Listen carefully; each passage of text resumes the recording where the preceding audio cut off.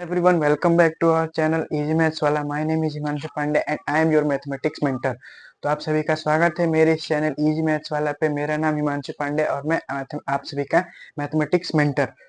तो मैं उम्मीद करता हूँ आप सभी लोग अच्छे होंगे, आप सबकी पढ़ाई अच्छे से चल रही होगी. यहाँ तक हम लोगों ने अपने क्या होता है अर्थमेटिक प्रोग्रेशन, उसके nth टर्म पे क्वेश्चन भी सॉल्व किए थे जो कि छोटे मोटे बेसिक क्वेश्चन थे. और मैंने लास्ट वीडियो में कहा था कि हम उस पर कुछ वर्ड प्रॉब्लम भी सॉल्व करेंगे. तो वर्ड प्रॉब्लम यहाँ पे मैंने कुछ इंपॉर्टेंट वर्ड प्रॉब्लम क्वेश्चन लिख के लाए हैं और उस क्वेश्चन को सॉल्व करके यहाँ से कुछ क्लैरिटी मिल जाएगी. और बहुत ही बेसिक क्वेश्चन है और ये ज्यादा इनकी प्रोबेबिलिटी है इनको आने के आपके बोर्ड एग्जाम्स में. तो यहाँ शुरू करते हैं वीडियो को और ध्यान से देखिएगा, साथ में नोट्स में लिखते चलिएगा इन क्वेश्चन को. सबसे पहले ये एग्जांपल है, find 20th term of AP whose first term is 5 and common difference is 3. अब सबसे पहले जो जो आपको दिया गया है वो आप लोग लिख लें. फर्स्ट टर्म दिया गया है तो a इज इक्वल टू 5. फिर कॉमन डिफरेंस दिया गया है d इज इक्वल टू 3. अब उसके बाद से क्या निकालना है, 20th टर्म. nth टर्म का फॉर्मूला क्या लिखवाया था मैंने, a प्लस n माइनस 1 इंटू डी. अब ए डी तो पता चल गया, n क्या है तो n इज इक्वल टू 20. तो यहाँ से ए 20th फॉर्मूला क्या हो जाएगा, यहाँ फॉर्मूले को साथ में लिखिएगा. मैंने पहले भी बताया था कि फॉर्मूला पहले लिखते हैं उसके बाद क्वेश्चन सॉल्व करेंगे.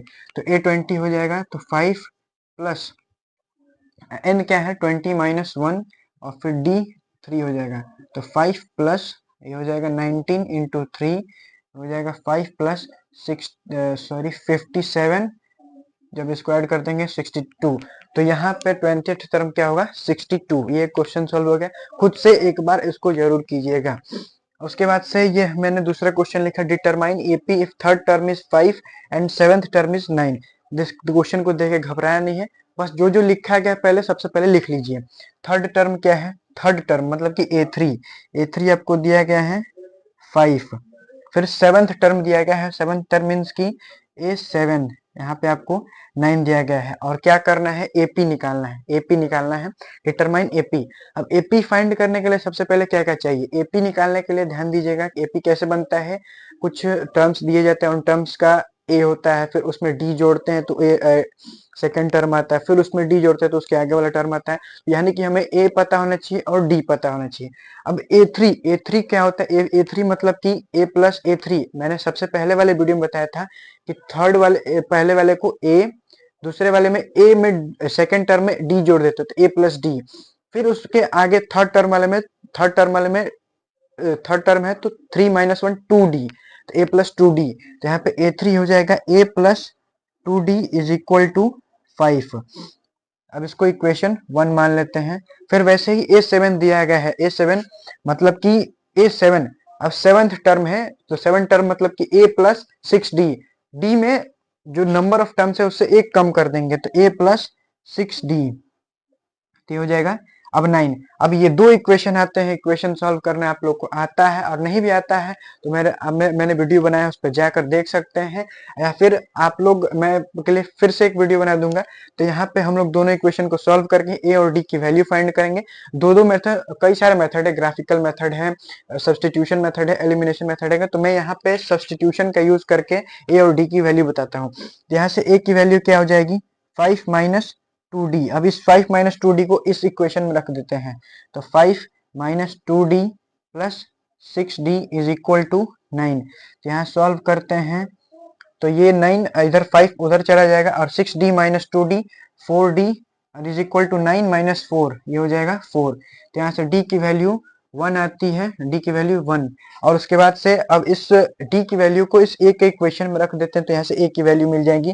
तो इज इक्वल टू 5 माइनस 2 और d वैल्यू 1, ये हो जाएगा 5 माइनस 2. तो a इज इक्वल टू 3. अब हम लोग को a की वैल्यू मिल गई, d की वैल्यू मिल गया. अब यहाँ से हम लोग ap को फाइंड कर लेंगे. अब ap के निकालने के लिए सबसे पहले क्या लिखते हैं, फर्स्ट टर्म क्या होता है a. तो यहाँ पे हो जाएगा a इज इक्वल टू फिर ये 3. सेकेंड टर्म क्या होगा, 3 में d जोड़ देते, 3 प्लस 1 4. फिर 4 इसके आगे उसमें फिर d जोड़ देंगे 5, फिर जोड़ देंगे आगे वाले 6, फिर आगे वाले जोड़ देंगे 7. तो यहाँ से फिर इसके आगे 9। तो यहाँ आप लोग इनफाइनाइट तक ये एपी जाता जाएगा, लेकिन आप लोग 4 से 5 टर्म्स लिखेंगे और वहां पे लिख देंगे कि यहाँ पे एपी फाइंड हो गया। तो ये बहुत ही ईजी है था, इसको खुद से एक बार ट्राई कीजिएगा।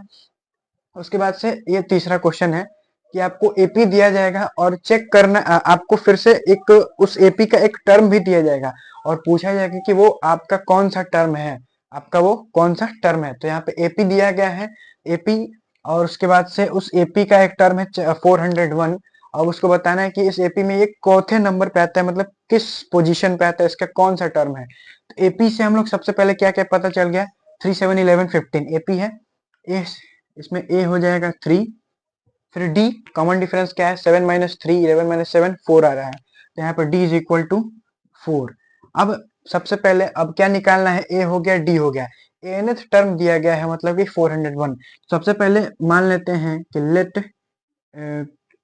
Nth term B 401। अब यहाँ पे आप लोगों को पता है एन फॉर्मूला क्या होता है, A plus N minus 1 into D. यहाँ पे ए एन की वैल्यू क्या है, 401। ए की वैल्यू क्या है 3 प्लस एन माइनस 1 और डी की वैल्यू 4। आपको क्या निकालना था, एन की वैल्यू निकालना था कि ये कौन सा टर्म है, एन ही फाइंड करना है। अब इस इक्वेशन को सॉल्व कर देंगे, एन फाइंड हो जाएंगे, बस कुछ है नहीं, बहुत ही इजी इजी कॉन्सेप्ट है।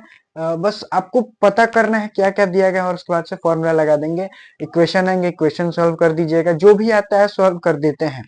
इसको सॉल्व करेंगे, ये 3 इधर माइनस में आएगा तो 401 माइनस ये 3 हो जाएगा, और इसको मल्टीप्लाई कर देंगे 4n माइनस 4, ये हो जाएगा 398, और इस 4 को अब इधर लेते आइए, प्लस हो जाएगा 4n हो जाएगा 402 is equal to 4n।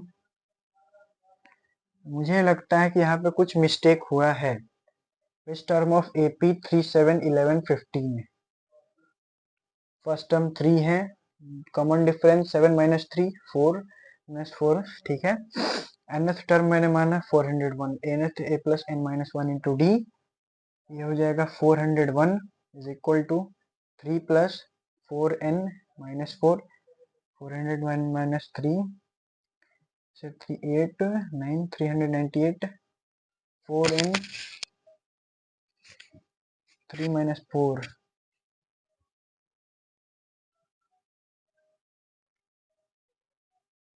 Which term of AP. तो यहाँ पे n की वैल्यू क्या निकल के आती है 100.5। अब यहाँ पर ध्यान दीजिएगा, कुछ गलत नहीं था, सब सही था। तो यहाँ पर ध्यान दीजिएगा कि nth टर्म है वो पॉइंट में आ रहा है, nth टर्म पॉइंट में आ रहा है। तो इसका मतलब कि आप कोई भी नंबर ऑफ टर्म्स है, आप ये तो नहीं बोल सकते हैं कि आप मुझे पहला पोजीशन पे कौन है, सेकंड पोजीशन ये बोल सकते हैं। अब लेकिन आप पूछेंगे कि 1.5 पोजीशन पे कौन है, 3.5 पोजीशन पे कौन है, 5.5, ऐसे तो आप लोग पूछेंगे नहीं कि 1.5 पोजीशन पे कौन आ रहा है, 2.5 पोजीशन पे कौन आ रहा है, 3.5 पोजीशन पे कौन है। आप लोग डायरेक्टली पूछेंगे फर्स्ट कौन है, सेकंड कौन है, थर्ड कौन है, फोर्थ कौन है, 100 पे कौन है, 1 लाख पे कौन है, 1 करोड़ पे कौन है। आप लोग कोई होल नंबर क्वांटिटी ही पूछेंगे, sorry natural number, whole number में जीरो नहीं आएगा, जीरो आएगा, जीरो इंक्लूड नहीं करेंगे, कोई नेचुरल नंबर ही पूछेंगे। लेकिन यहाँ पर n की वैल्यू एक डेसिमल नंबर आ रही है, it means 401 is not a term of this AP, 401 is not a term of this AP। ये क्वेश्चन हो गया। अब इसके बाद से एक और क्वेश्चन है जो कि बहुत ही अच्छा है, और उसको सॉल्व करते हैं। अब मैंने यहाँ पे कुछ और एग्जांपल लिखे हैं, 2 क्वेश्चन किए हैं, इनको सॉल्व करते हैं। ये भी बहुत ही आसान क्वेश्चन है, इनसे रिलेटेड आपको देखने को मिल सकता है आपको बोर्ड एग्जाम्स में।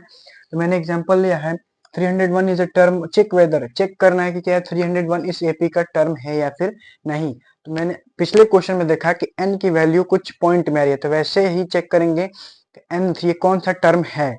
अब n की वैल्यू कुछ पॉइंट में आएंगी, कुछ फ्रैक्शन में आएंगी, तो ये एक टर्म नहीं होगा, या फिर नेचुरल नंबर में आ जाती है तो वो टर्म होगा। तो सबसे पहले मान लेते हैं कि an की वैल्यू हो जाएगी 301। यहाँ से हम लोग AP दिया गया है, क्या क्या निकाल सकते हैं, a बराबर 5, d इज इक्वल टू 11 में से 5 करते हैं 6 हो जाएगा, तो d is equal to 6।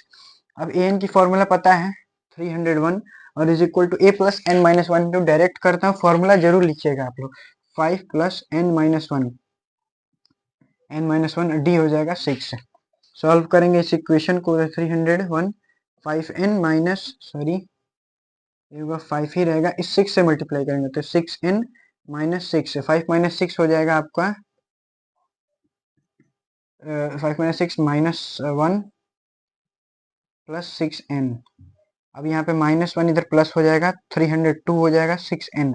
Divide करते हैं 302 अपॉन 6, तो इसको डिवाइड करने पे 50.3।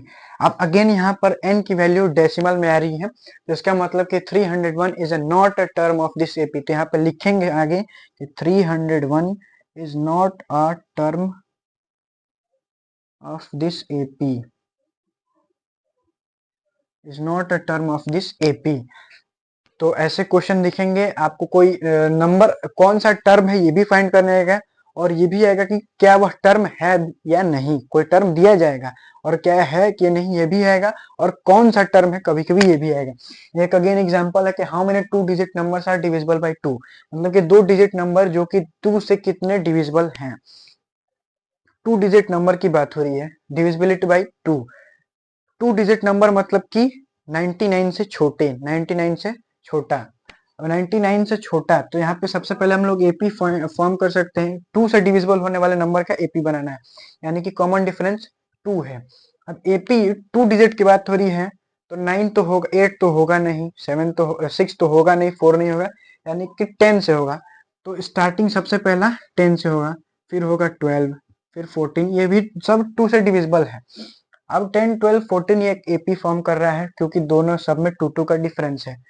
अब 10, 12, 14, अब ये कहाँ तक जाएगा इसका लास्ट टर्म भी हमें पता है। तो लास्ट टर्म 2 डिजिट की बात हो रही है, इसमें 100 तो आएगा नहीं, 100, 101 भी नहीं आएगा, क्योंकि वो 3 डिजिट को है। 100 से कम 99, 99 2 से डिविजिबल नहीं है, 98 2 से डिविजिबल है। तो ये जाकर ये पूरा टोटल 98 तक जाएगा। तो यहाँ पे पूछा गया है कि कितने टोटल 2 डिजिट के नंबर डिविजिबल है 2 से। तो हम लोग को एपी मिल गया, एपी से हम लोग ए बराबर 10 मिल गया, डी बराबर 2 मिल गया, और इस एपी का लास्ट टर्म भी मिल गया।